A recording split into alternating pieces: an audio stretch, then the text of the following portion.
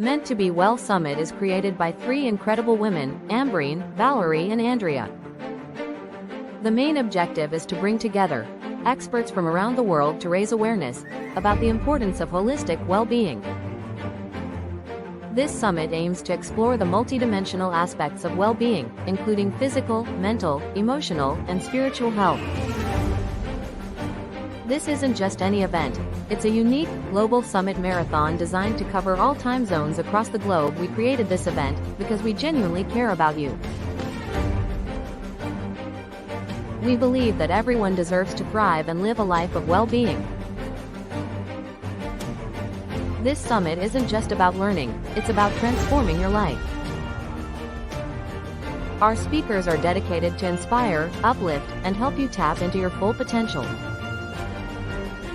Join us, and let these world-class thought leaders guide you toward a higher level of mental, physical, and spiritual well-being. Hello everyone, welcome to this second session of our today's summit from my time zone. I know that it's been going on, it's been live for more than 24 hours now, and I'm so grateful to all the people who are joining us today and engaging with our sessions today. So this session is all about finding a connection between mind, spirit, and especially in the field of selling, because selling or the sales is the field usually seen very stressful, where people are actually are always on the toes, running after to meet the deadlines, to meet their targets, and it creates so much of the stress for the people. But today we have a guest, Michael Hanson. He is a visionary, inspirational individual to our session today, and he is also the founder and CEO of Growth Genie. He's also a seasoned public speaker and an insightful host of his own podcast. So welcome, Michael. Thank you for joining us today. Yeah, thanks for the invite, Ambreen, and looking forward to digging into today's topic.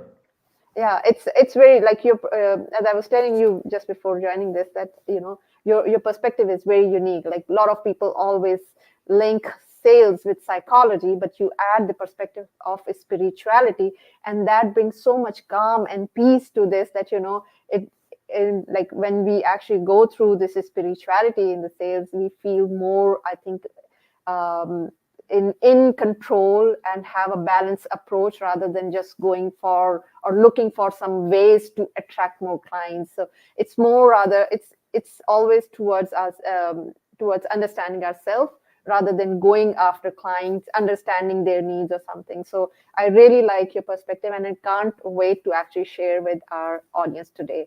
So the stage is yours. Okay, awesome. Well, yeah, thank you for the intro, Ambreen.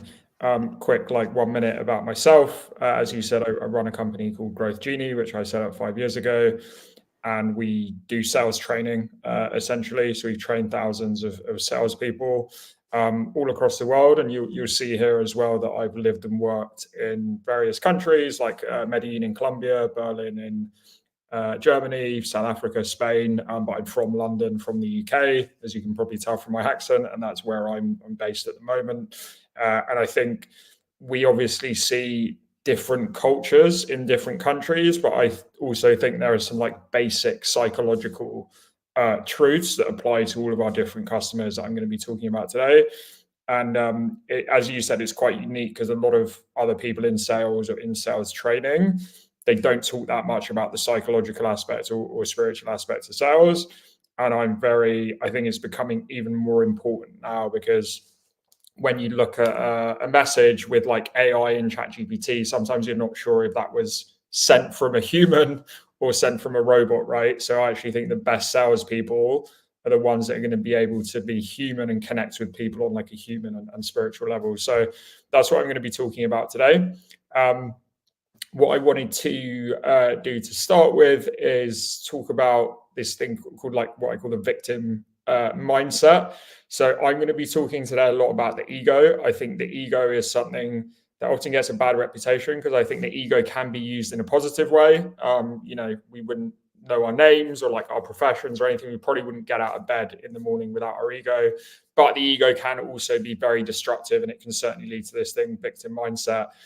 And what I've found, both for myself and training people, is often I can get into a victim mindset in sales where I think, when I wasn't running my own company, I could blame my boss, or I could blame the clients, or I could blame like marketing, right? Whereas actually the top salespeople, what they're going to do, they're always going to look at themselves and be like, how can I be better in this situation? So that's one of the things we're going to be looking at today. And then in terms of the ego itself, as I said before, we need to have a good relationship with our ego, because ego is actually important. And what I'm going to be talking today is actually like, how can we understand our ego? Because we're never going to get rid of our ego. And so what I'm going to be doing is talking about some different emotions that are related to our ego. And the idea actually for this is to try and understand those emotions, right? And recognize those emotions when they actually come up, because all these emotions I'm going to be talking about, we experience like on a daily basis. And the key is like, how do we manage this, right? I think you're obviously in this whole, online podcast world, Ambreen, and I think there's a big topic I hear called like emotional regulation that people look at. And that's one of the things that we're going to be talking about today. So first emotion I wanted to talk about is desire. And the reason I put this first is I think this is a very classic one for salespeople, which is destructive, because the problem we had in sales, I think you were saying this at the start, Ambreen, is it is quite a stressful profession, because most salespeople have targets, right? So it's like your boss or whoever it is says, you need to make a certain amount of money for the company within 3 months, 1 year, whatever it is. And that can often lead to desperation, and that can lead to desire. Oh, I need to hit my target, right? But the problem that has is if you're too focused on that, that's going to create a bad experience for the customer, right? So where desire is bad is if your goal to reach your commission and your targets is stronger than wanting to help your customer, you're not going to be a good salesperson, right? And this is where you get all the negative stereotypes of the sleazy, pushy salesperson. And this is kind of how this then looks, which is, imagine most of the people listening to this would have got like terrible calls, terrible emails, and 95% of messages you get from salespeople probably are not relevant to you. And again, it's because it's a message like this. This person has probably written this message and then sent it to 1,000 people. And this person has no idea who I am. So as you can see here, it's just a very generic message that's, hey, I'm sure you're busy. I've left you a few messages. But there's a thing in sales that we talk about called show me you know me, which is he could have put some information in here. Hey, Michael, I saw you run a podcast, right? Hey, I saw you were speaking at Ambreen's event. I saw you're running a sales training company, but he hasn't done any of that stuff because he's too focused on his commission and like what he wants versus, who is Michael and what does Michael want? So what I'm going to talk about for each of these emotions is like, what is an antidote to desire? And for me, the biggest antidote to desire in sales is curiosity, because when you're curious about your customers as a priority and what do they want, what are their goals and challenges, that's going to help you overcome this desire. And I learn a lot about selling, not just from my own experience selling and training salespeople, but actually as a buyer as well. And I wanted to talk about this guy, Alec McNeese here. So what happened with Alec at my last company, we were looking at like a marketing software, and there was 3 vendors that we were looking at. And at the time I was living in Colombia, in Medellin, and the 2 other people in my company involved, who were the CEO and COO, so the 2 founders of the company and myself, none of us were actually Colombian. Those 2 guys were American. I was British. And this guy thought it was very interesting, and he was very curious. Oh, why are you living in Colombia, in Medellin? Like, how is it out there? Why did you move out there? Versus the other 2 vendors who we looked at, they had all these preconceptions about Colombia and Pablo Escobar, and they'd watched all these series, and they didn't want to know about our experience. And a lot of the stereotypes they had in their head also weren't true about the country. And that really set the precedent for how it went in the sales cycle afterwards, because this guy was super curious, really wanted to understand us, whereas the other 2 salespeople didn't. And of course, we bought from this person.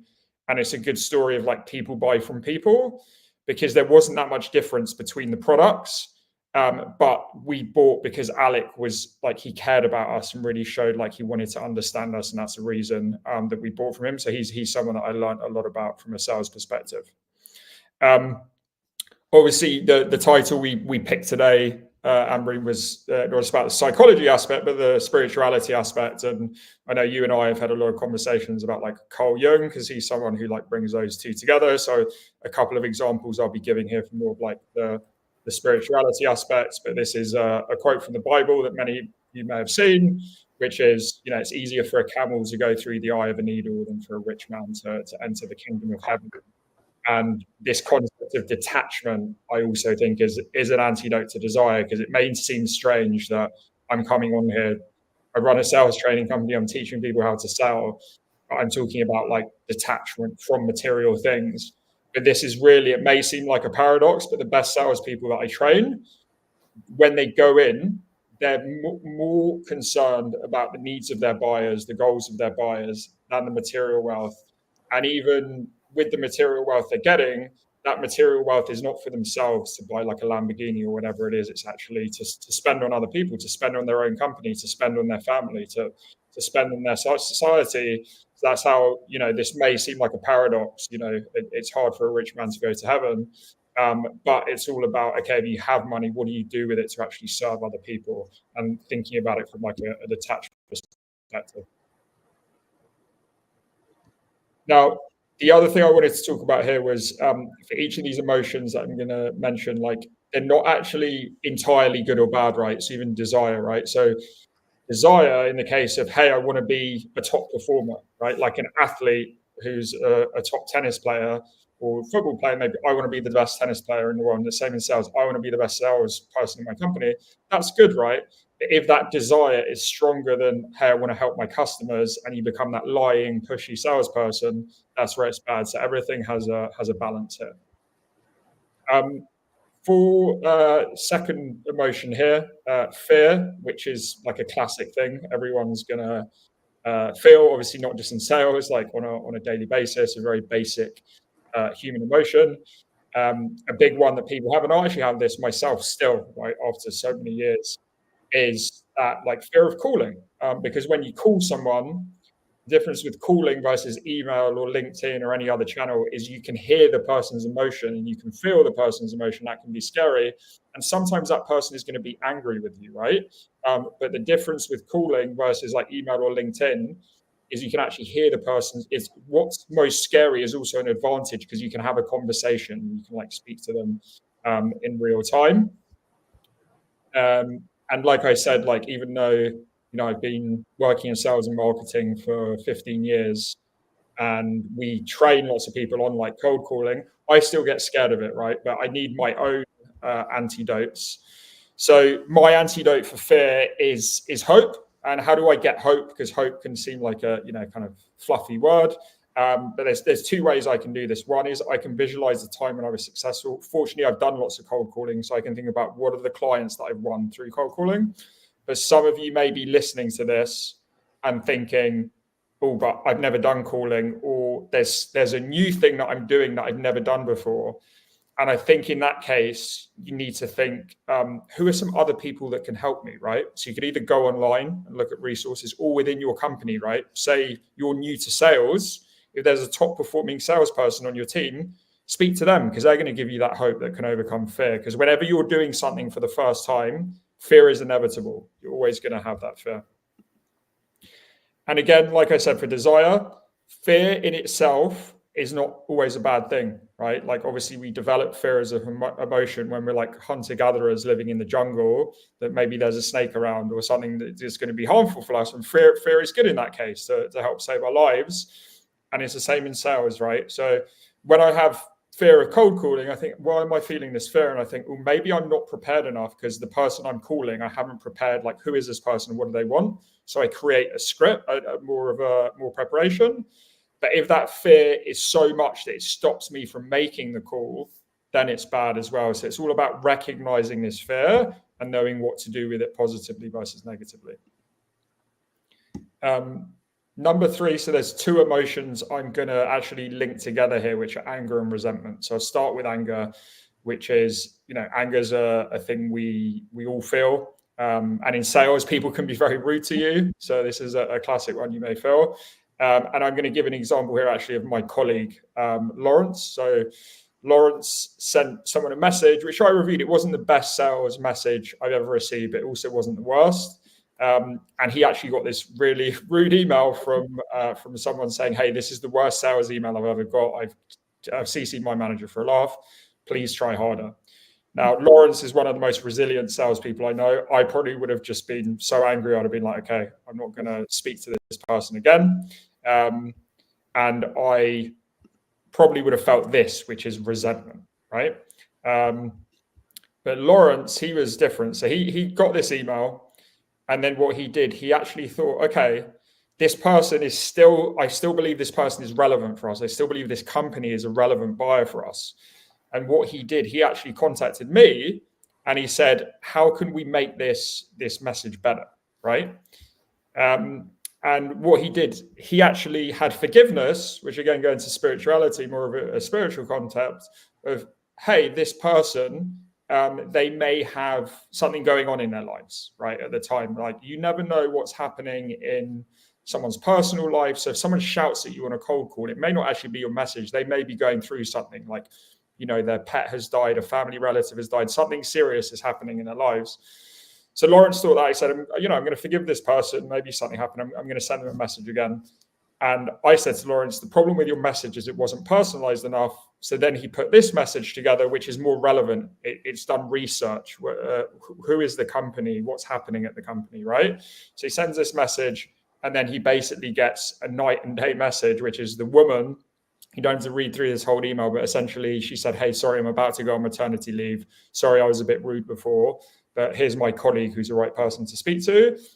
And we were able to generate an opportunity. So we literally went from like the person saying, this is the worst sales email I've ever got, to actually ending up booking a meeting with them. So it's literally like a night and day story. And again, with anger and resentment, you may think, hey, this can never be useful, but sometimes it can. So I put this thing, tire kickers here, right? Which is basically in sales, often you get a lot of people who say they're going to buy your product and they never do. And maybe at that point you get angry with them and you're like, hey, I'm just going to leave this person. I don't need to speak to them. I'm going to focus on something else. And that's good. It's just a better form of time management. But if you're so angry you never forgive your colleagues or a customer ever, that's obviously something negative. So again, anger, resentment, they actually have their uses as well. Anxiety. So we obviously, you mentioned this at the start, Ambreen, around like sales is a very stressful profession. This can lead to a lot of anxiety, and I see this all the time. I also think remote work is great, but actually the downside of remote work is sometimes not speaking to your colleagues, not having that connection in person. That can make you even more anxious. So a lot of the salespeople I train that work remotely, they have even more anxiety. And again, like I said earlier, salespeople have targets. So it may be, so let's imagine you've got a target for 2024 and we're now like mid-October and you're only at 50% of your target, but you're 75% of the way through the year. You can start having anxiety, or I'm not going to hit my target. Maybe I'm going to get fired, all this stuff. So what's the antidote for this? This is a study here that's done around like meditation, and it's basically showing the ability to deal with stress like after meditating, and you can see like you have much higher tolerance levels of stress like after meditation. Now I know probably because this is like a well-being summit, a lot of the people here, like meditation is not a scary word to them, but normally when I do this sales training, a lot of people I do the training with have never meditated, don't know about meditation, and it's more of like a scary thing. And one of the things I say to them is meditation doesn't just have to be you sit down and you like do breathing, right, for 10 minutes. Everyone can have their own form of like, so that's why I put calm here. So how can you find your own form of calm when you're feeling anxiety? For some people I train, it's like listening to music for 10 minutes. For other people, it's going out and like walking in nature for 10 minutes. For some people, it is more of that meditation. For some people, it's, sports. So I think if you're in this anxious zone, you need to work out like, what are some things that like give you calm? all the things I mentioned, I actually do all of those, right? So I can do the more like breathing meditation. I can do more of the walking around the block. But I just need to think, okay, am I feeling anxious now? If I am feeling anxious, let me try and take myself out of this situation and do breathing, go for a walk, etc. And I think this one is really important for salespeople. And then, like I said, for all these other emotions, right? Anxiety is not in itself good or bad, because being anxious about a deadline, and this is one of the things I get, I'm like, oh, I've got to deliver this proposal in 2 days. But that can sometimes be like, okay, let me sort my stuff out, let me manage this, let me make time for this, and let me hit this deadline. But if the anxiety is like, oh my God, what am I doing, etc., and I don't actually do the work and I procrastinate, then it's going to be bad. Right, and the last emotion I'm going to talk about here before we kind of get into questions and stuff is pride. And pride's an interesting one. And if we go to spirituality, pride is a sin in most religions. But it's also interesting because we say, I'm proud of you to our loved ones and our friends and stuff when they're successful. So pride is this double-edged kind of view. And in sales, I think where pride damages people is where you think, oh, I don't want to damage my reputation, right? Like, Ambreen, I know you're very active on like LinkedIn and social media, but a lot of salespeople I train who I'm talking about, hey, why don't you be active on LinkedIn? Because I see you're active on Instagram. And there's a lot of pride. Oh, I don't want to post on LinkedIn because what if I get no likes? What if no one likes my message? Yeah. And there's a lot of like fear and pride in that situation of, oh, I don't want to be made to look stupid. And that's like a big one that stops salespeople. So what's the like antidote to that? It's humility, right? So it's the humbleness of, oh, maybe no one is going to like my posts, or maybe I am going to make a mistake on a cold call, but that's fine. And I'm in a process of learning and I can get feedback in this situation. So I always ask salespeople, try and get as much feedback as possible. Get feedback when you lose a deal, get feedback when you win a deal, get feedback from your customers, get feedback from your clients. And then this is an example I talk about, which is if you go down to the last line here, do you mind providing some feedback on my outreach? This is a salesperson I trained proactively asking for feedback. And then what was interesting here is the customer didn't say, hey, I'd recommend doing X, Y, and Z. They're actually just like, hey, I'm busy.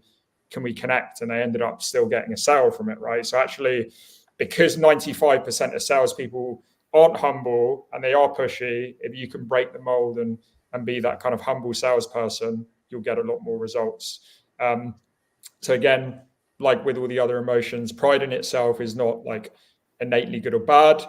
If you take pride in the quality of your work and you want it to be as good as possible, of course, that's great. But again, if you're too proud to take feedback from your boss or your colleague or whoever it is, that's obviously not great. So these are the different emotions. I already had 20 minutes today, so there's a couple I didn't cover, which is lethargy, which is like, we can all be lazy, even if we're the most productive person, and doubt as well. We're all going to have that doubt when every salesperson is going to have deals that they lose, and then maybe they'll start to doubt themselves. And then for me, the antidotes there are inspiration and belief.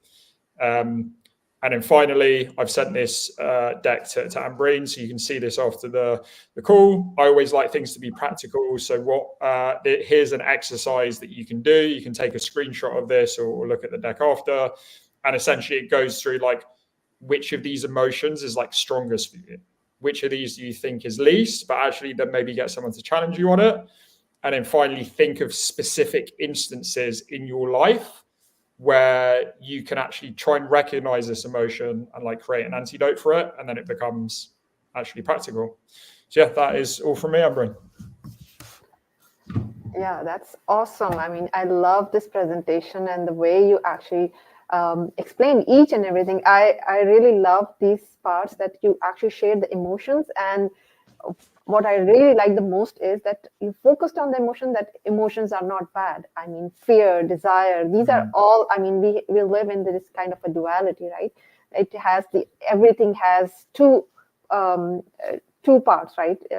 On one extreme, it could be, the fear, the other extreme, it could be the pride or anything. Like it's kind of a, you would say that there's nothing, I mean, we need to have a balance. Like the desires are not bad, but we need to find out that what are we actually doing to achieve the desire. And I really love that part. The other part I really love is to have that kind of a meditation, because salespeople, or especially those people, I know that this is the mental well-being summit, but still there are a lot of people are actually think that meditation is only linked to all those monks sitting in like Nepal or somewhere like on the mountain with like that crossed leg for hours. It's not. It doesn't have to be like that. It's all about being aware of yourself. It's what I usually tell people is like, when we are, especially you mentioned that when you have this anxiety, there's lots of going on, there's a lot of pressure on your head to meet the target. There are always like you're attracting all those thoughts, and then those thoughts, those scary thoughts, the fear actually fills up your mind. And I give them the example of the computer, like a simple computer. When the memory is there, or is the cache is filled with lots of stuff, the productivity reduces. Your computer even start to behave awkward. So just imagine that what happens to your mind when you fill your mind with the thoughts of fear and doubts. It will definitely decrease your productivity. So I really love that that presentation, the way you, and I'm feel free to ask questions. Those who are joining, there are lots of good comments, like Matthew and Valerie, they've joined. And Valerie, and thank you for joining. It's 4 a.m. in the US, and she managed to actually join this. So thank you so much for joining. So moving on to, till our audience are actually digesting all those the slides, I would just ask you that, especially that, what led you into this? Because I know that sales is, as I actually even before also said, that sales is often linked with psychology, and like mostly the focus is on the customer all the time. It's like understand the customer's need and some, but what you did is you put the focus on ourselves, right? First of all, we need to be understanding ourselves, self-awareness. So what led you to change your focus into this? How you came up with this? Yeah, I try to, in the training I do, in the presentation I just did, not say I'm perfect and I don't feel any of these emotions. Like I said, I try to give all my own stories there, because I have suffered with all these things in the past and will continue to suffer with all these things. And sales was a real, like, almost like inner psychological journey for me, because it is a very difficult profession. You deal with rejection, you deal with anxiety because you're not hitting your targets, right? All these things. So it was a real thing of, I like had to look at myself like all the time and think, hey, how can I improve in this situation? And I think something kind of about my past is when I was younger, till the age of 14, I played like tennis at a national level for England. And that was my goal before this, was like, I wanted to be a professional tennis player, right? And I think that discipline, as an athlete, you're always thinking, how can I get better? And I think a lot of salespeople actually come from like athletics, because they're always looking, how can I get better? And then for me, sales, it was all like the psychological aspect as I was getting older, of like, okay, you're telling yourself you don't want to call this person, but you're actually lying to yourself, because you're saying you don't want to call them, but actually you just can't be bothered. It's easier to send an email or a LinkedIn message. Whereas if you call them, you can have a conversation, and they may say, hey, we don't want to work with you, but actually that's better than not knowing anything at all. So yeah, I think it's basically all through my own experiences. And that's, what I try to do with my training, is basically say, hey, these are the things that I've suffered with. They may be problems for you, and these are some like remedies that you have. Yeah. And how do they actually respond to it? Because I know like your approach is very different from the other like salesy people. Like, they always focus that, find out that how to make, like how to craft the message or something like this. But instead, like your messages, especially like when you tell them about to meditate, to find out your why, to find out, to focus on yourself. Do you think that it's well received, or they have some kind of apprehension to apply it, or do they reject? So what is usually their response? Yeah, no, there's often a lot of apprehension. I think also because we predominantly work with companies, right? So a head of sales at a company may say, my sales team needs help, and we go in and we train. It could be anywhere from like 5 to thousands of salespeople in the company. And some of those salespeople will be like, oh, I don't need training. I'm great. Right? I go into the ego. I'm the best salesperson ever, right? I don't need to improve.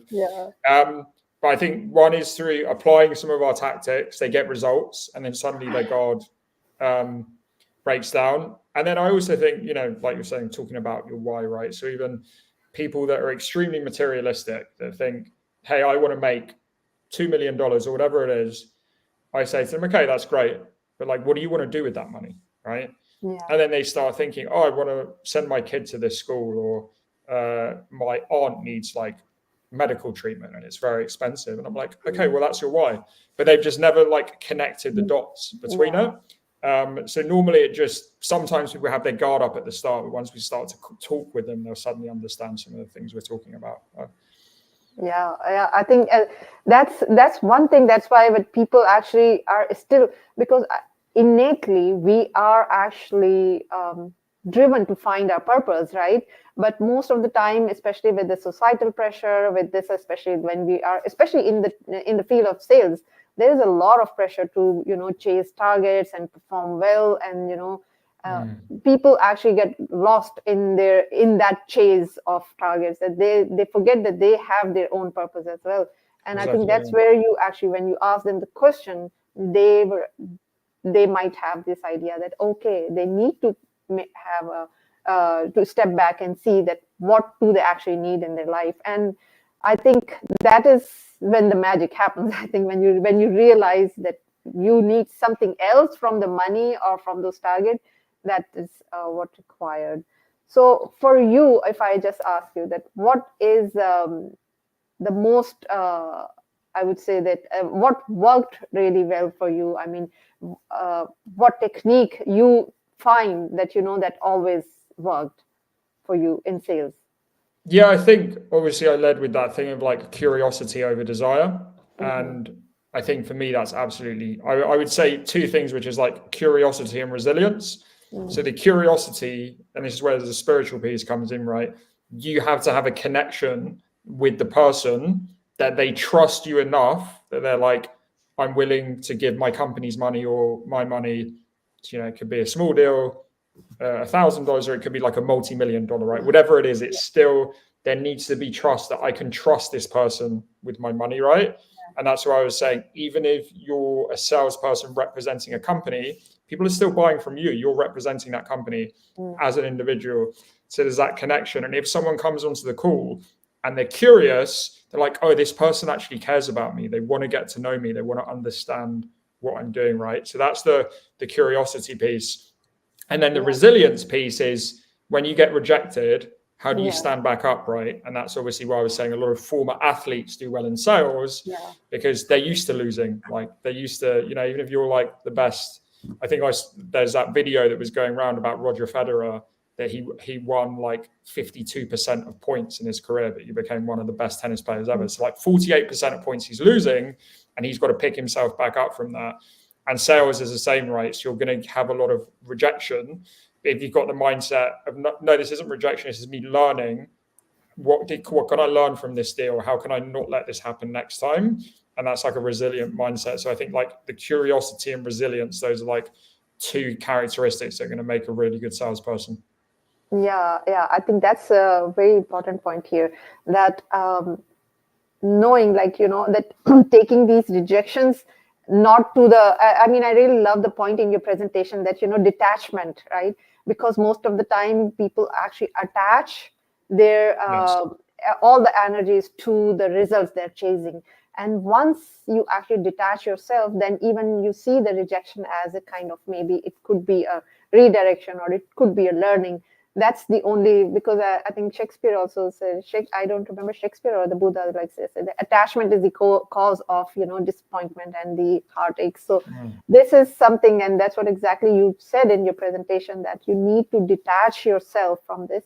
And once we detach ourselves, I think we see it as a journey rather than, a kind of a race that, we need to win this race and everything. So that's very great. Here, like I would also want to ask that, the stress level is also very high. I know that you mentioned about the meditation or something, but of course, what other techniques or tools would you advise to, especially the job market is going very bad these days, and those who are not meeting target and they have that fear, which is actually not the fear, it could be the reality. And if there is a fear, it doesn't mean that they just need to be positive, that everything's going to be all right. How to deal with that stress, which they know that it's going to lead into the negative consequences, because it's not always, I mean, it's not always bad to actually look at the negative side, because it's better to prepare for that if you're there proper aware of the negative consequences. So the stress is there, they know that it's going to have the negative consequences because they're not meeting the target. I mean, I know in that case only meditation doesn't help. What else do you recommend?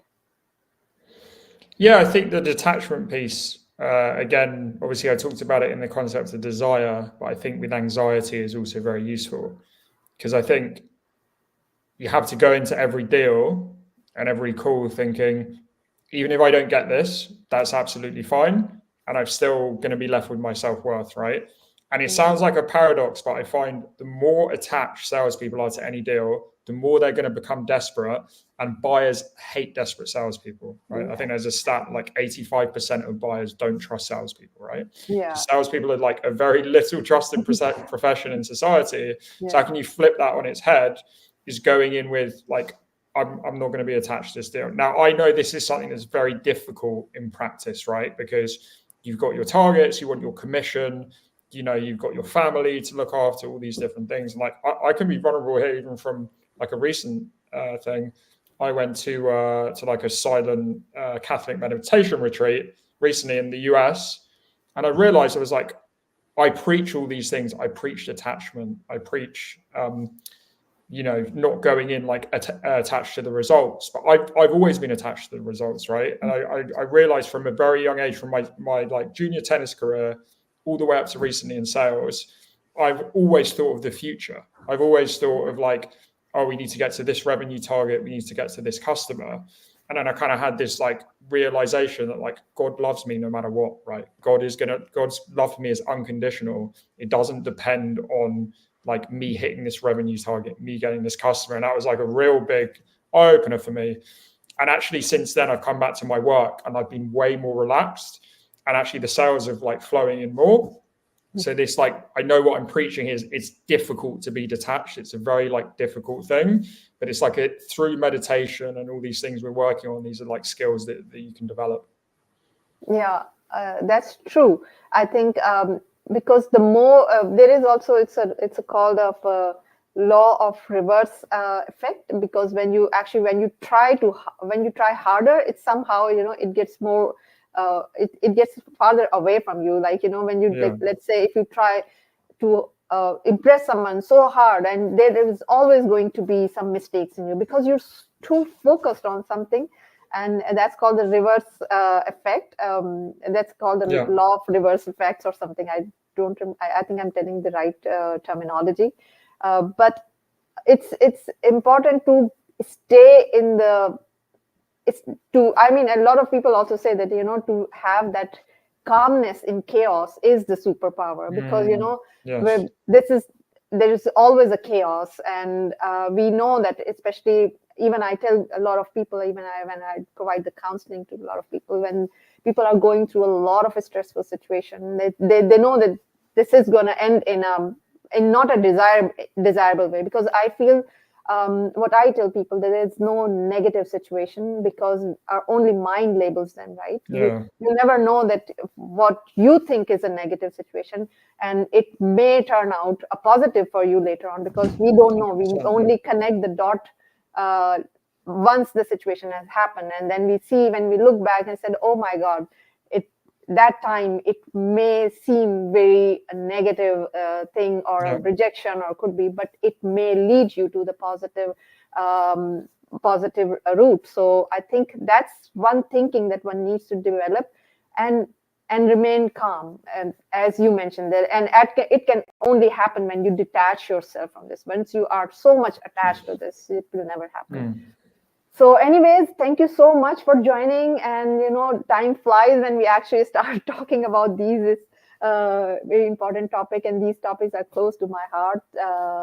So I've already shared your website. What is the best way to actually reach out to you? Yeah, I think very active on LinkedIn, like yourself. So Okay, yeah, it's here. connect with me on LinkedIn, Michael Hanson. Yeah. I'm sure you'd leave the link. And then, our website is growthgenie.co if you want to learn more about our services. So. Okay, I think you check this, and this is okay. I think I have this somewhere, so I'll put it in the comment section and this later on. So any last advice you want to give to our audience? Yeah, I think the curiosity and resilience, those are the two things, as I said. So those are the two things I'll be working on. And with the resilience part, like, don't take it personally. Like, if you don't win a sale or someone is rude to you, like, don't take it personally. It's often just business. It's not something you need to like damage your self-worth over. Yeah. So thank you so much for all of you for joining us today. And thanks to Michael for sharing these wonderful insights. And Peter and Chan and like Matthew and all those who actually actively participating in this. So thank you, and stay tuned for the next session. I will be taking 30 minutes break, but after that we have the amazing guest Hawk, and we'll be talking about healing. So thank you, and stay tuned. Bye. Awesome.